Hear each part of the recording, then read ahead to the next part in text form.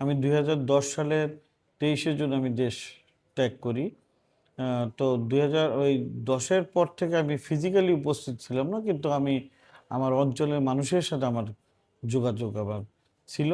তবে আমি সক্রিয়ভাবে এলাকার সাথে যুক্ত হয়েছে করোনার থেকে। করোনার সময় যখন আপনার তখন তো আসলে মানুষের ভিতরে একটা সারা বিশ্ব আসলে একটা আতঙ্কের ভিতর ছিল, মানুষ অসহায় হয়ে পড়েছিল।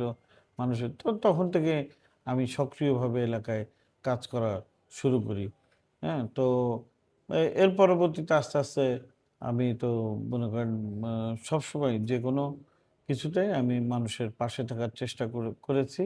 তো তো আমি অ্যা গত বছর ২০২৪-এর ২৩শে ডিসেম্বরে দেশে প্রত্যাবর্তন করি এবং সরাসরি যোগাযোগের মাধ্যমে আমার এলাকায় আবার কাজ করা শুরু করেছি এবং আমি অনেক কিছুর সাথে মানে সামাজিকভাবে, রাজনৈতিকভাবে সবভাবে আমি কাজ করছি।